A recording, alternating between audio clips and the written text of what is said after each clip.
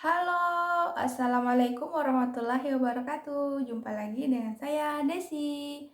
Di video kali ini, saya ingin bercerita tentang perjalanan saya bersama Sekoci selama Juli 2020 sampai detik ini. Kita sudah memasuki awal dari bulan Februari 2021. Oke, semoga bermanfaat ya. Kali ini saya ingin membahas tentang apa yang saya pelajari di Sekoci dari awal sampai akhir. Secara singkatnya, ada beberapa poin yang saya dapatkan selama saya belajar di Sekoci dan ditemani dengan tutor-tutor yang expert di bidangnya yang sudah mengalami perjalanan ritual ini lebih dahulu, yang juga bermentor tentunya ya. Jadi sangat banyak hal yang mengejutkan yang saya dapatkan ketika saya belajar di Sekoci. Oh, ternyata begini ya. Oh, ternyata begitu. Oh, ternyata di sini salahnya. Oh, ternyata ini penyebabnya, dan masih sangat banyak lagi hal-hal yang membuat saya terkejut-kejut dan sangat menguras energi, menguras air mata, banyak sakitnya, bahkan sampai sakit fisik karena recall tentang masa kecil, tentang inner child. Kalau di Sekoci ya, masa kecil itu ternyata sangat menyakitkan buat saya, dan saya yakin juga untuk teman-teman yang lain hal ini tidak mudah. Jadi hal pertama yang saya temukan di Sekoci itu adalah tentang kehendak. Kehendak itu seperti passion, seperti cita-cita, seperti keinginan, tetapi lebih dalam lagi, dan sebuah keinginan yang sangat kuat yang jika kita memilikinya maka kita akan penuh dengan kekuatan untuk melakukan dan mewujudkannya. Masalahnya adalah saya mencoba mengurai sangat banyak hal yang terjadi dalam hidup saya dan saya mengerucutkan uraian-uraian yang membingungkan tadi itu kepada satu hal, bahwa ternyata selama hidup saya dan selama saya tumbuh menjadi manusia yang dewasa, saya tidak memiliki kehendak, saya sendiri. Jadi selama ini saya termasuk anak yang penurut ternyata gitu. Saya berpikir bahwa saya adalah anak yang pemberontak, yang suka bebas, suka sendiri, suka hura-hura kalau kata orang gitu. Tapi ternyata saya adalah anak yang penurut. Dan ini juga mengejutkan buat saya, ternyata pemberontakan saya dengan melakukan hal-hal yang tidak baik itu karena saya memaksakan diri untuk menurut. Memaksakan diri untuk menurut karena memang begitu yang diajarkan oleh orang tua saya. Kembali lagi ke doktrin agama bahwa anak yang penurut, yang nurut dengan orang tuanya tanpa membantah, itu adalah anak yang baik, anak yang dijamin masuk ke surga, anak yang solehah, anak yang soleh, dan segala macamnya. Tapi saya merasa pemikiran ini kurang logis ya. Kalau yang saya pikirkan sekarang, kalau dulu ya nurut-nurut aja. Saya berpikir bahwa kita boleh nurut, tetapi tidak harus membunuh passion atau kehendak kita sendiri. Kita bisa berbicara dan mencari jalan tengah gitu. Apa yang diinginkan anak, apa yang diinginkan orang tua. Dan kebanyakan orang tua memang lupa untuk bertanya dan mendengarkan apa yang sebenarnya diinginkan oleh anak-anaknya. Mereka terlalu khawatir, terlalu sibuk untuk memikirkan kebutuhan anak sampai lupa untuk mendengarkan bahwa anak juga punya hak untuk bicara. Dan ini terjadi sangat banyak di lingkungan kita, di sosial kita, dan sangat memperburuk keadaan baik untuk si anak dan juga untuk orang tua. Saya menyadari hidup saya mulai berubah ketika saya masuk ke pesantren, dan di pesantren itu kehendak saya banyak dibatasi oleh peraturan pesantren. Yang tadinya saya aktif olahraga dan ketika di rumah, ketika masih MTS di rumah itu, saya hampir produktif 24 jam, tidak punya waktu untuk mengeluh, tidak punya waktu untuk tertarik. Bahkan saat itu saya sudah puber, tapi saya menahan diri dengan sangat kuat untuk tidak menjalin hubungan dengan laki-laki. Dan saya fokus untuk belajar dan berkarir, serta saya sangat bahagia melakukan hari-hari saya itu dengan olahraga, dengan bertemu banyak orang, dengan bermain dengan teman-teman. Jadi seperti itu yang saya lakukan sebelum di pesantren. Dan ketika masuk di pesantren, saya yang biasanya aktif di OSIS jadi dibatasi. Saya yang tadinya aktif di pramuka jadi dilarang. Saya yang tadinya aktif di olahraga jadi sangat terbatas aksesnya. Jikapun diperbolehkan untuk olahraga, itu tidak ada teman gitu, tidak ada teman atau tidak ada lawan yang bisa main juga, misalnya seperti main tenis meja atau bulu tangkis. Itu kita terbatas di tools, kita juga terbatas di sumber daya manusianya ya gitu. Jadi saya sangat tersiksa waktu itu karena perubahan dan pembatasan kehendak, pembatasan keinginan tadi itu yang membuat saya merasa hidup saya mulai penuh dengan keluhan, mulai banyak amarah, mulai menjadi tumpukan dendam yang akhirnya saya jadi manusia yang tidak berguna gitu. Sedih sih, karena seperti kehilangan diri saya sendiri. Sebenarnya kalau di peraturan pesantren sendiri, semua yang saya lakukan sebelumnya itu seperti olahraga, pramuka, dan lain sebagainya itu boleh dilakukan. Tapi saat itu saya mengikuti ekstrakurikuler program Hafiz Quran. Dan saya juga tidak tahu kenapa ketika kita masuk ke program Hafiz itu ternyata dilarang untuk ikut kegiatan selain itu.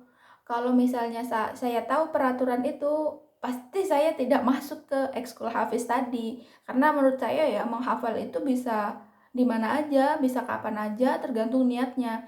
Tapi dengan pembatasan seperti ini, bagi saya sendiri sih seperti apa ya? Jadi kurang produktif aja. Jadi murid tadi juga jadi kurang bebasnya, kecuali emang anak ini yang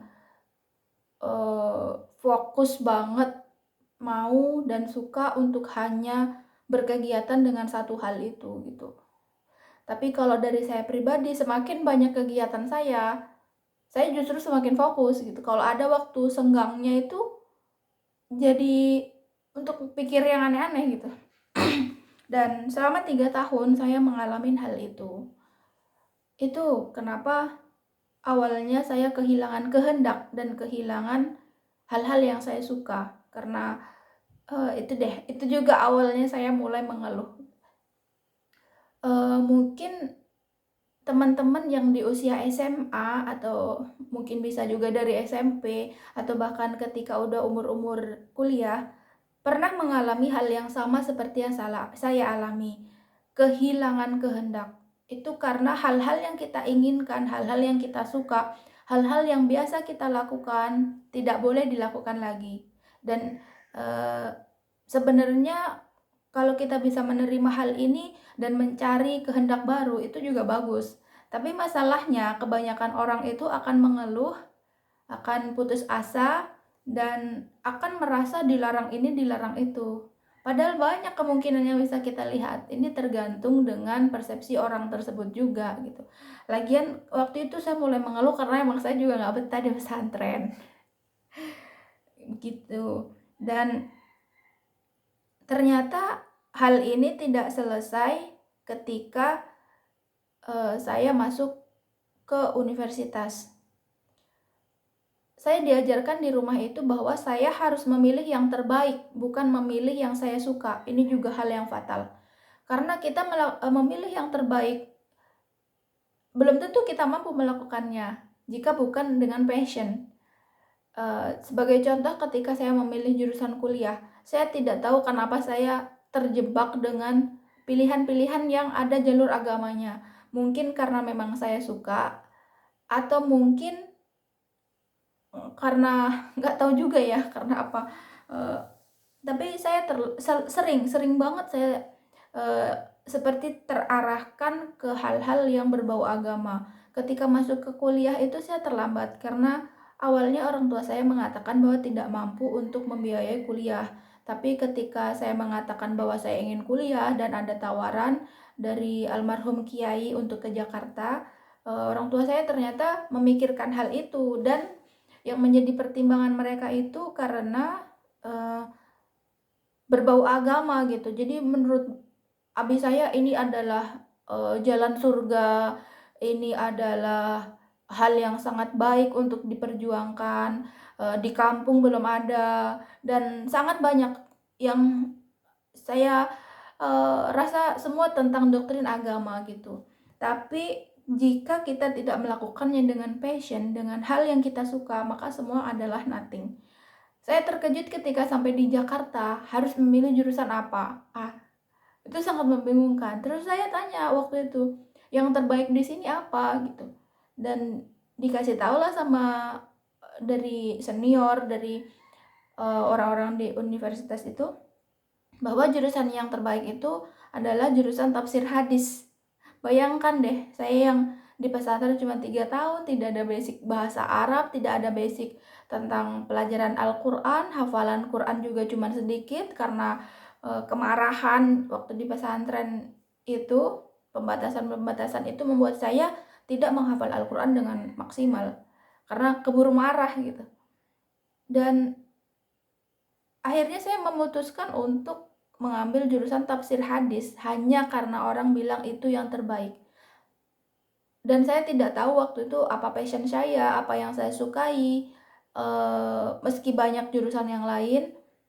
Tapi saya seperti terdoktrin harus mengambil yang terbaik. Dan ini sangat salah.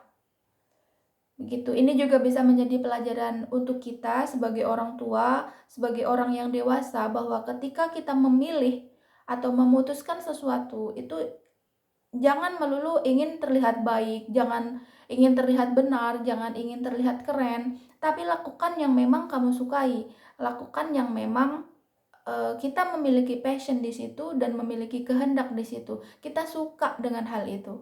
Seperti itu ya contohnya. Dan karena saya memilih bukan karena hal yang saya suka, di tengah perjalanan di jurusan tafsir hadis saya ini, saya juga mengalami banyak kendala karena terlalu banyak hal yang tidak saya mengerti di jurusan tersebut, dan saya tersiksa lagi. Waktu itu saya memiliki banyak pilihan untuk pindah prodi, pindah jurusan, bahkan pindah universitas.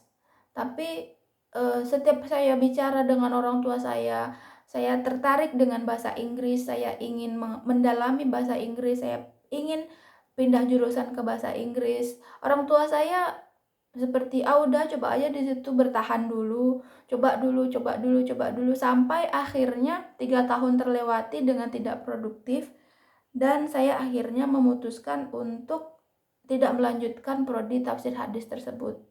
Jadinya tuh gatot gitu, tau gak sih? Jadinya gatot ya, tidak selesai. Nah, ini salah satu cerita tentang bagaimana parahnya kita yang tidak memiliki kehendak. Jadi kehendak itu sangat penting sekali.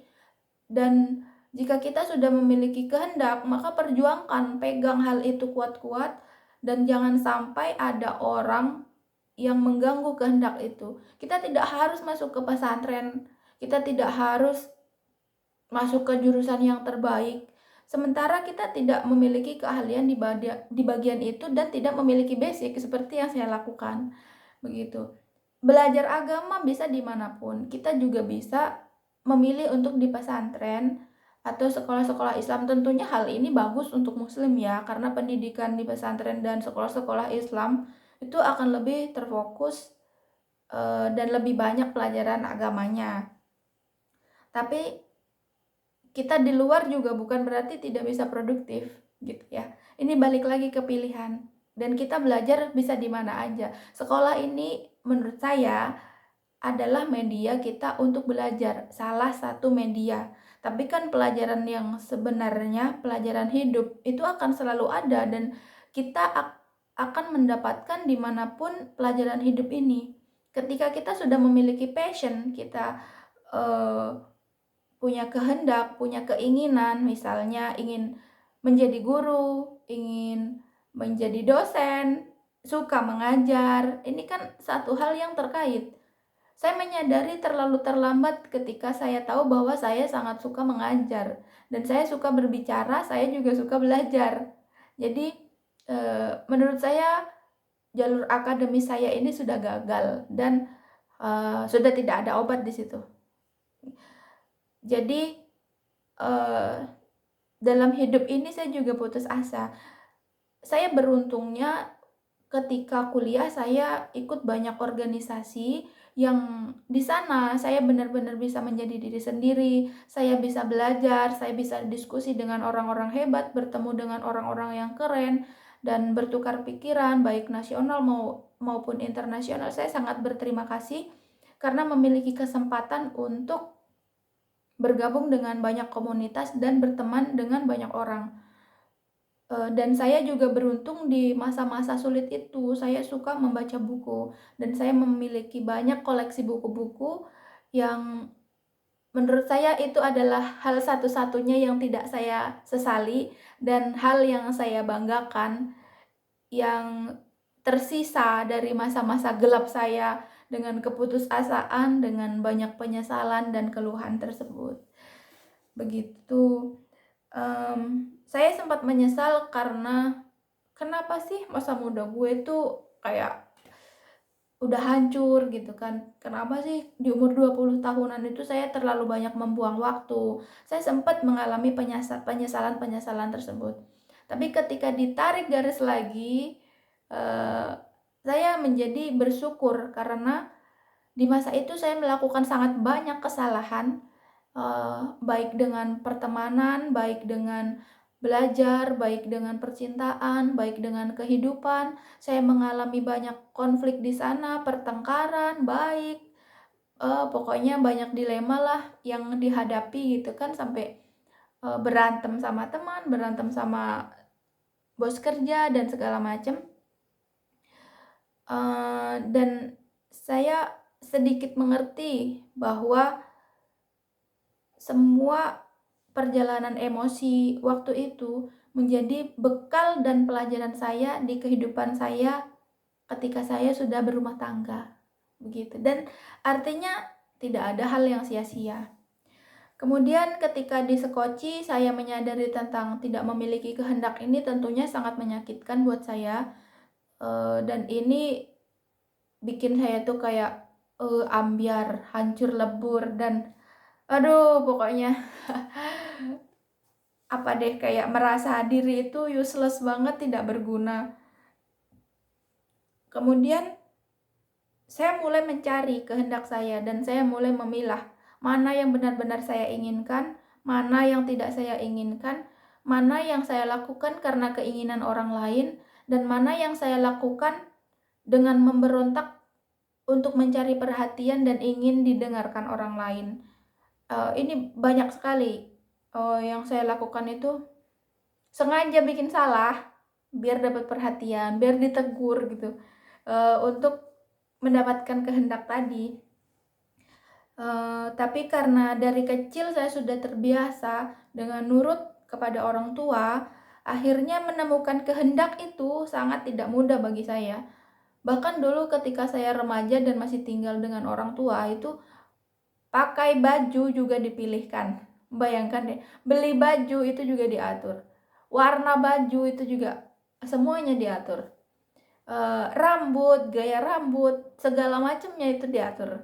Dan ibu saya mungkin suka melakukan itu kepada anaknya ya. Ini juga wajar dan sangat normal ketika ibu itu suka untuk mendandani anak-anaknya. Tapi saya merasa bahwa ibu saya lupa bahwa saya itu punya kehendak, bahwa saya ini ada pengennya sendiri gitu. Nah, efeknya soal baju tadi itu, jadi saya tidak terlalu mempermasalahkan kalau sekarang juga udah menikah diatur-atur soal pakaian sama suami gitu. Ya udah saya nurut-nurut aja karena dari dulunya terbiasa seperti itu. Kalau yang dari sayanya sendiri, saya suka style yang kasual gitu kan, yang santai, yang eee, tidak terlalu resmi, pokoknya pakai kaos atau kemeja selesai, pakai celana atau rok selesai gitu. Cuman ternyata banyak orang yang meribetkan penampilan saya tadi dan ingin ikut campur, baik itu, ibu orang tua ya maksud saya, atau suami saya, itu menjadi masalah gitu. Kemudian, eee, ketika saya menyadari, oh iya, ibu saya juga mendoktrin bahwa, kita ini tidak boleh menjadi guru atau menjadi PNS, karena ada kekecewaan sendiri.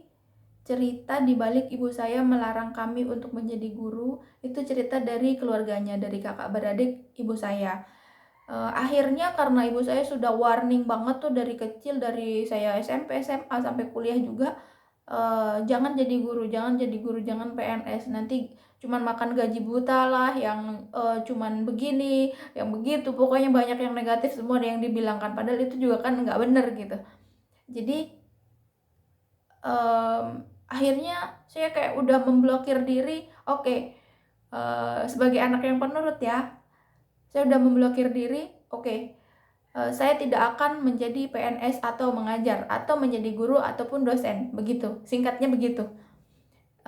Kemudian ketika belajar di Sekoci, di sekolah rekonsiliasi, saya menyadari bahwa sejak dulu itu saya suka mengajar, dan kesadaran ini sangat terlambat sehingga saya sudah tidak bisa memperjuangkan passion dan kehendak saya tentang mengajar tadi.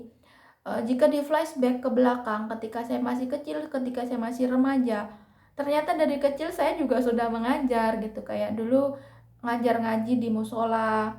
Kemudian saya suka dengan anak-anak, saya sering mengajak mereka bermain, lalu memberi pelajaran-pelajaran, motivasi, dan segala macamnya. Itu sudah bawaan dari diri saya sendiri gitu, udah bawaan natural yang saya suka untuk mengajar gitu kan. Dan ini sangat terlambat. Saya sempat membuka les bahasa Inggris itu untuk volunteering aja, jadi gratisan gitu, dan saya sangat menikmati momen-momen dan kenangan ketika saya mengajar bahasa Inggris. Itu menurut saya sangat indah. Bahkan ketika pun saya sakit mau mengajar, itu saya jadi semangat gitu, jadi sembuh. Karena ini adalah passion saya suka untuk mengajar. Dan sekarang saya punya 2 anak kecil ya, dan akademis saya juga sudah gagal. Ya, jadi untuk passion mengajar itu mungkin bisa dilakukan nanti ketika anak saya sudah mulai sekolah, atau ketika saya terjun ke masyarakat yang lebih luas, atau buka les bahasa Inggris lagi atau les pelajaran. Saya rasa hal ini masih sangat mungkin untuk dilakukan meskipun tidak ke akademis di jalur yang normal seperti itu. Dan saya sangat bahagia dengan kesadaran bahwa saya suka untuk mengajar, dan saya sangat suka belajar dan mengajar tersebut. Saya sangat bersyukur untuk menemukan ini, dan terima kasih Sekoci telah memfasilitasi dan membantu saya menemukan passion yang berharga ini. Kemudian saya coba menggali lagi passion saya nih, apa yang mungkin bisa saya lakukan ketika saya menjadi istri dan ibu. Ternyata tidak ada jalan keluar, melihat dengan umur saya yang semakin tua, udah kepala 3 lebih, kemudian akademis, pengalaman kerja, dan segala macamnya. Saya berpikir bahwa udah tidak mungkin bahwa kalau saya mendaftar kerja lagi di perusahaan, atau menjual jasa ya, intinya menjual jasa ke orang secara menjadi karyawan begitu. Kemudian saya berpikir lagi nih, masih belum menyerah ya. Perjuangan untuk menemukan kehendak tadi itu, menemukan passion itu, akhirnya nggak ada jalan lain. Saya pikir satu-satunya yang bisa saya lakukan adalah berbisnis. Jadi kalau dilihat dari awal saya menikah dengan suami, itu ternyata saya sudah berbisnis dan ikut jualan, ikut dagang, itu dengan banyak sekali bisnis yang ganti-ganti gitu. Dari jual tiket pesawat, skincare, terus jadi fashion, kemudian kayak baby shop, aduh banyak banget deh. Dan itu tidak pernah selesai. Selalu putus di tengah jalan dengan keterbatasan keterbatasan akses, kemudian banyak deh alasannya. Market yang kurang pas dan sebagainya.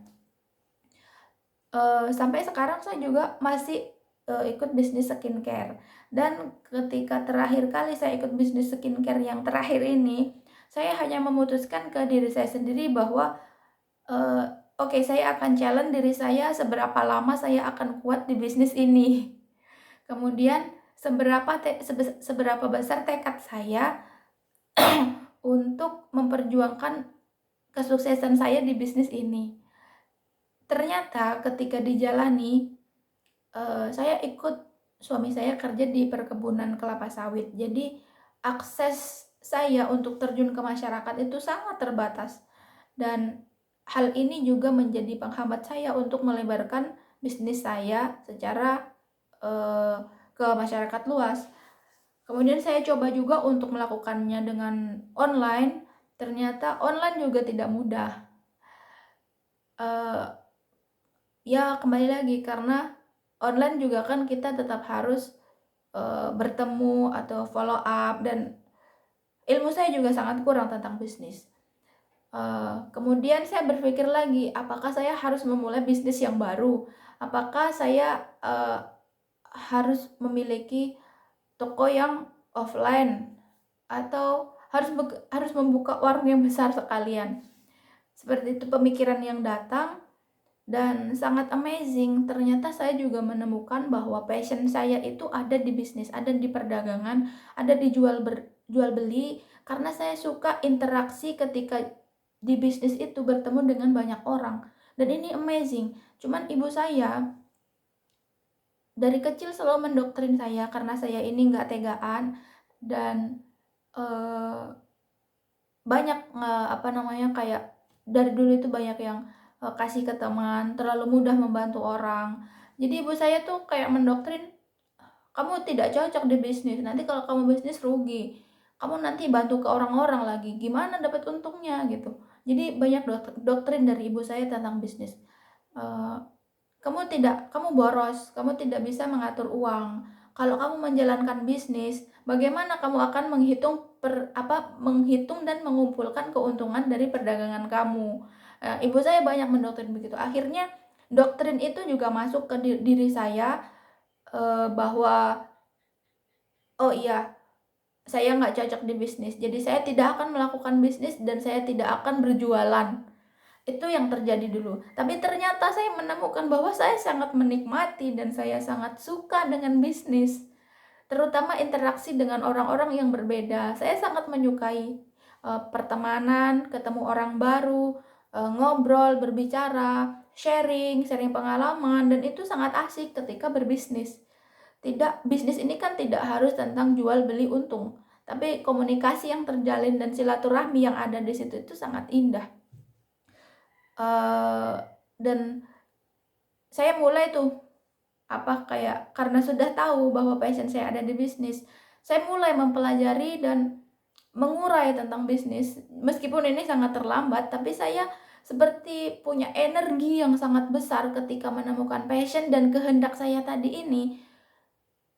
Itu saya seperti kayak kerasukan begitu, dan saya jadi belajar tentang finance gitu kan, tentang finansial, kemudian tentang manajemen, saya juga belajar tentang marketing, kemudian saya ikut banyak komunitas, dari yang komunitas pengusaha, komunitas bisnis, terus waralaba, kemudian tentang ekspor impor, saya baca gitu, saya lihat di YouTube, saya ikut di Instagram, saya gabung dengan komunitas-komunitas dan orang-orang yang suka di perdagangan gitu. Meskipun saya belum take action langsung, tapi belajar dan bergabung serta berdiskusi dengan mereka itu membuat saya lebih bernyawa gitu.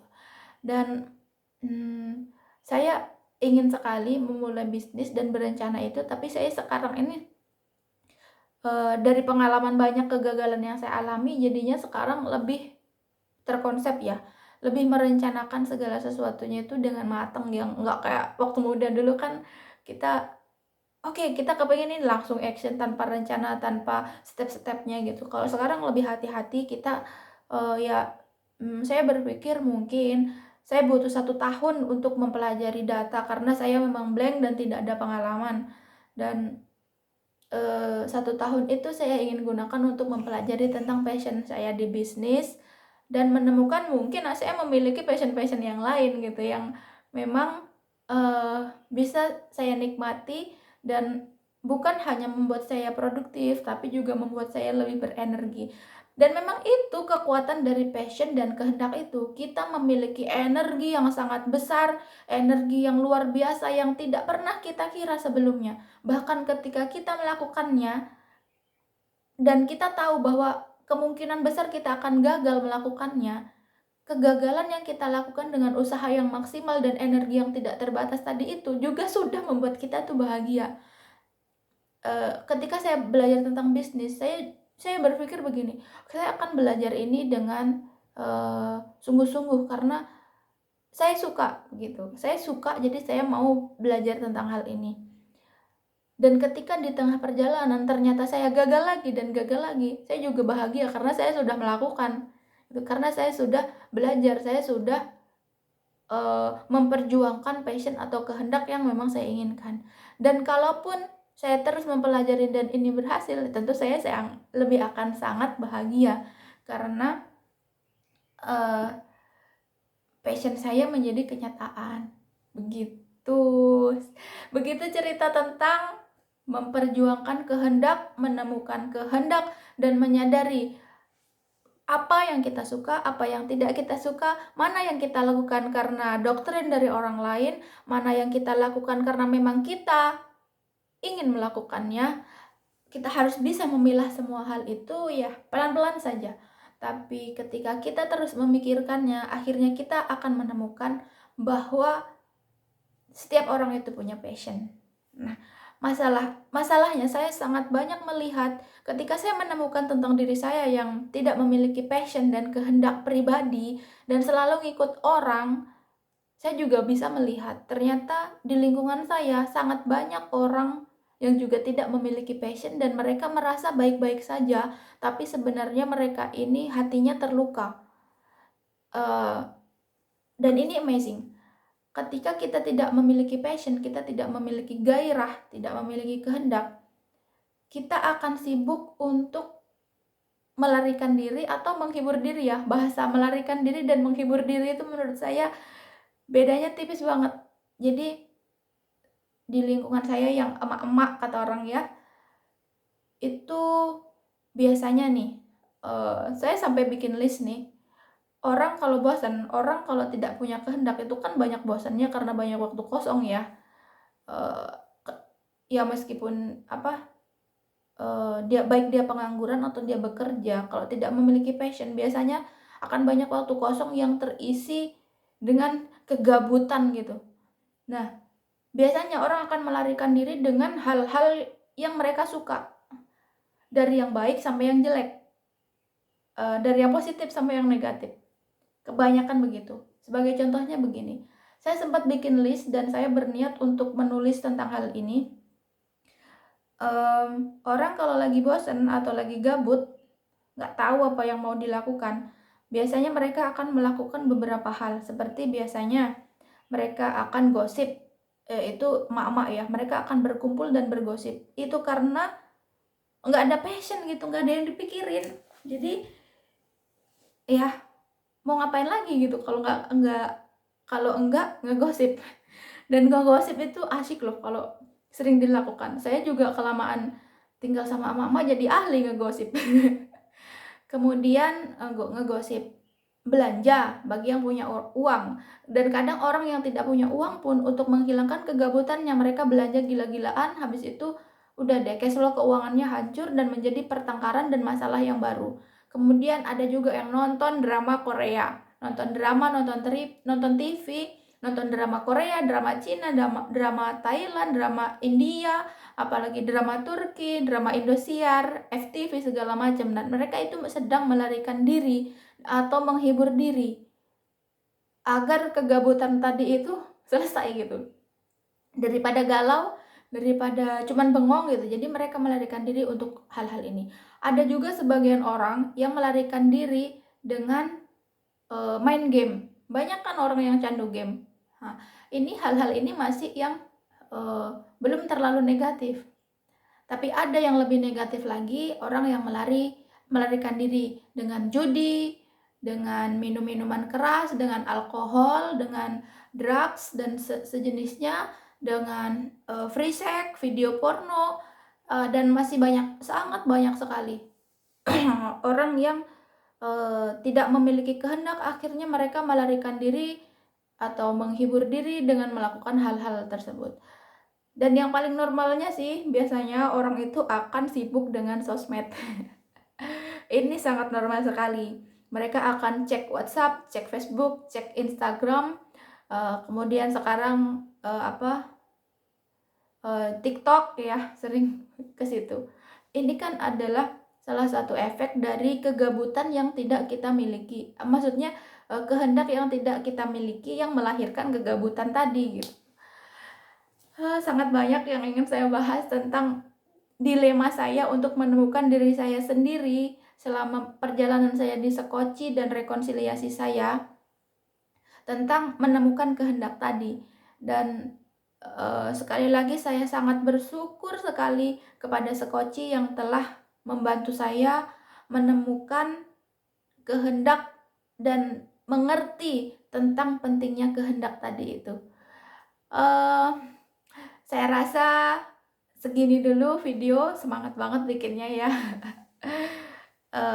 Kalau ada kritik dan saran, saya sangat welcome untuk mendapatkan masukan. Dan saya bercerita ini berdasarkan pengalaman saya, tidak ada niat untuk menjudge orang tertentu atau komunitas tertentu. Kalau ada yang salah atau tersinggung, saya minta maaf. Dan see you. Terima kasih Sekoci, terima kasih Sekolah Rekonsiliasi. Assalamualaikum warahmatullahi wabarakatuh.